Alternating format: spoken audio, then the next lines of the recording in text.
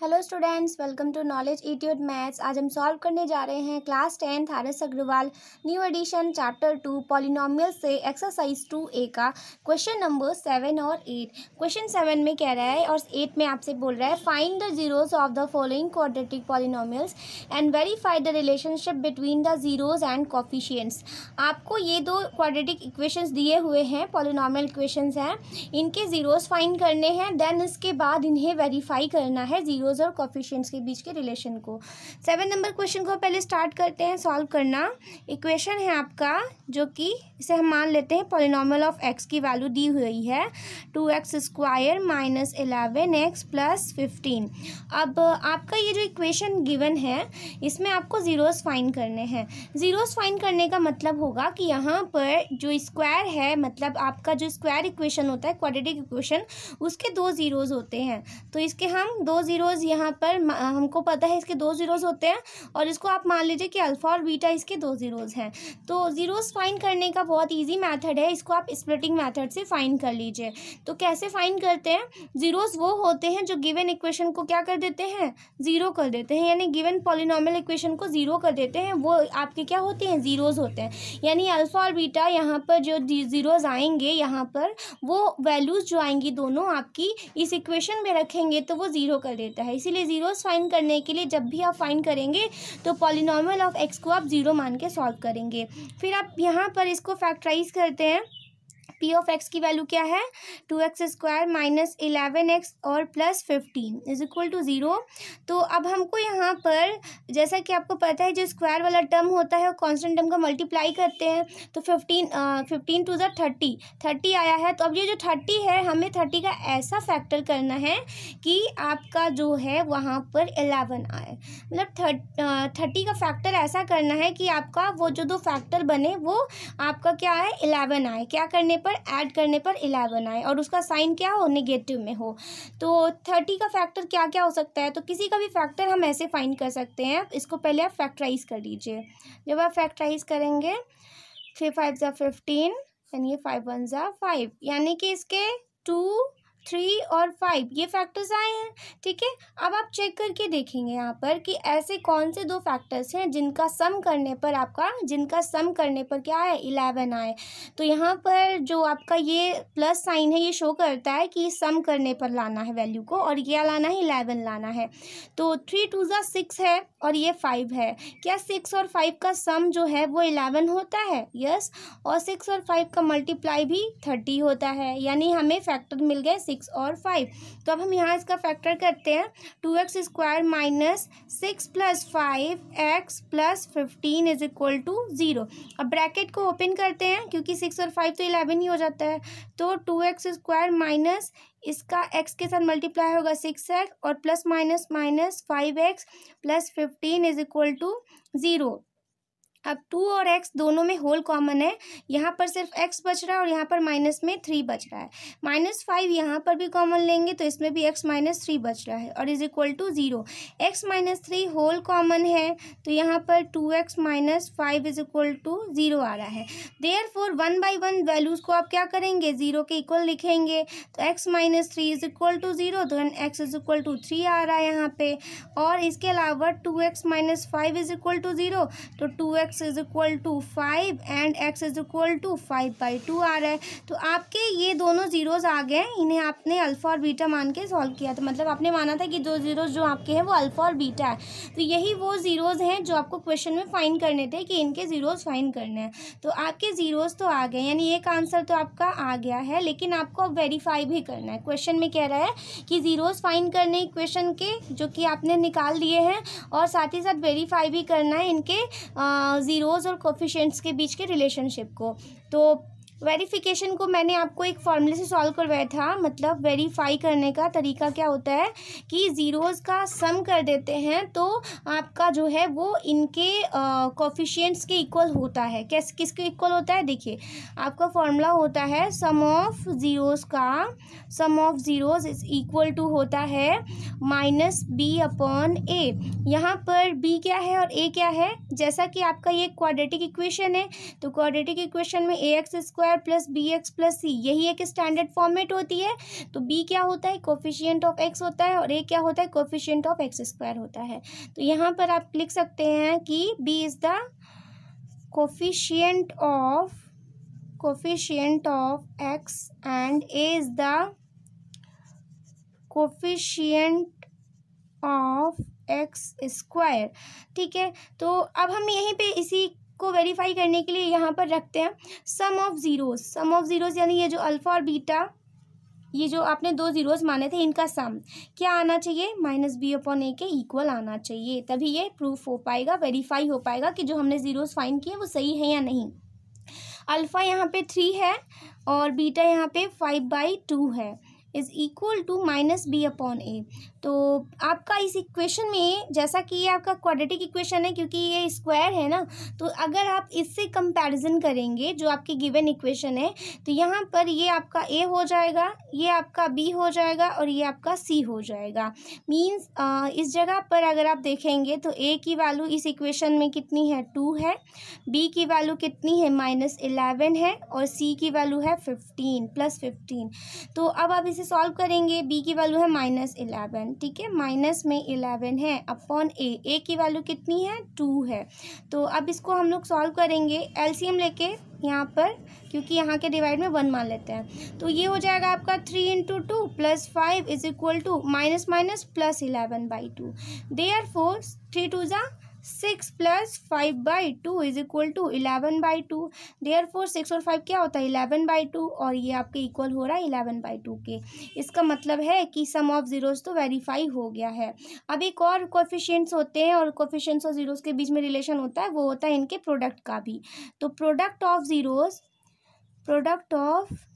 Zeros is equal to होता है सी upon ए। सी यहाँ पर क्या होता है आपका, सी होता है आपका कांस्टेंट टर्म होता है, और ए आपको तो मैंने अभी बता ही दिया है, ये आपका क्या है, कोफिशिएंट ऑफ एक्स स्क्वायर है। तो प्रोडक्ट ऑफ ज़ीरोज़ क्या है, अल्फ़ा और बीटा का प्रोडक्ट जो है वो सी अपॉन ए के इक्वल आना हो चाहिए, तभी ये वेरीफाई होगा। सो वेरीफाई करते हैं, अल्फ़ा क्या है, 3 है, बीटा क्या है, 5/2 है, सी कितना है आपका क्वेश्चन में, सी है 15, और ए कितना है आपका, 2 है। तो देयरफॉर 3 × 5 = 15/2 इज इक्वल टू 15/2, यानी कि प्रोडक्ट ऑफ ज़ीरोज़ भी आपस में वेरीफाई हो रहा है। इस तरह से हमारा इक्वेशन जो है ये सही है, मतलब सम ऑफ ज़ीरोज़ एकदम हमने जो निकाला है वो भी सही है, प्रोडक्ट ऑफ ज़ीरोज़ भी फाइंड किया एकदम सही है। अब एक बात और आप याद रखिएगा कि ये जो आपने ज़ीरोज़ फाइंड किए हैं, ये को अगर आप इस इक्वेशन में पुट करेंगे ना, तो जो वैल्यू आएगी ये p ऑफ x की, वो क्या हो जाती है, 0 हो जाती है। आप चेक करके भी देख सकते हैं इस चीज़ को, जैसे कि आपका जो इक्वेशन है यहाँ पे 2x² - 11x और +15 है, ठीक है, ये आपका क्या है, p ऑफ x है। और अगर आप x की जगह पर 3 पुट कर देंगे तो 2 × यहाँ पर आपका 3 का स्क्वायर -11 × 3 + 15 इज इक्वल टू, इसे सॉल्व करेंगे जब, और 2 × 2 का 3 का स्क्वायर क्या होता है, 9 - 11 3 = 33 + 15, 9 2 = 18 माइनस, अब आपका यहाँ पे 33 है और ये +15 है, तो 18 हो, क्योंकि बोर्ड मास के अकॉर्डिंग पहले आप सम कर दीजिए इनका, जब आप सम करेंगे तो 33 आ जाएगा, और ये -33 है तो ये 0 आ गया। इसका मतलब क्या आ रहा है कि आपका ये जो p ऑफ 3 है, इसको रखा आपने इक्वेशन पे, तो आपकी इक्वेशन क्या आ रही है, देयरफॉर 0 आ रही है। यानी कि इस तरह से आपका जो भी इक्वेशन होता है वो आपके ज़ीरोज़ पर 0 हो जाता है, तो इसीलिए इसका तो नाम ज़ीरोज़ पड़ा है। नेक्स्ट क्वेश्चन को भी सॉल्व कर लेते हैं, क्वेश्चन नंबर 8। क्वेश्चन नंबर 8 भी 7 के जैसे ही है, इसमें आपको इसके ज़ीरोज़ फाइंड करने हैं, फिर इसके बाद रिलेशनशिप कोफिशिएंट्स और ज़ीरोज़ के बीच में फाइंड करना है। तो सबसे पहले ज़ीरोज़ फाइंड करने के लिए, जैसा कि आपका p ऑफ x की वैल्यू क्या होनी चाहिए, 0 होनी चाहिए, क्योंकि ये जो इक्वेशन आपका दिया है वो पॉलिनॉमियल ऑफ x का इक्वेशन है। ज़ीरोज़ वो होते हैं जो इसको 0 कर देते हैं, और इसके कितने ज़ीरोज़ आएंगे मैंने आपको बताया है, जिसके ऊपर 2 पावर में होती है उसके 2 ही ज़ीरोज़ होते हैं, 2 से ज़्यादा ज़ीरोज़ इसके नहीं पॉसिबल होंगे। और ये ज़ीरो आप मान लीजिए अल्फ़ा और बीटा हैं, तो इस तरह से इनके 2 ज़ीरोज़ ये आएंगे, सॉल्व करने पर अल्फ़ा और बीटा की वैल्यू आएगी। तो अब हम यहाँ पे जो इक्वेशन दिया है वो है आपका 2√3x² - 5x + √3 = 0। इसका फैक्टर कर लेते हैं। तो जैसा कि आपको दिख रहा है कि इनका मल्टीप्लाई करेंगे वही फैक्टर आएगा। तो 2√3 का मल्टीप्लाई करेंगे √3 के साथ में, तो क्या आएगा आपका, √3 का √3 से मल्टीप्लाई करेंगे 3 आएगा, यानी 6 आ रहा है।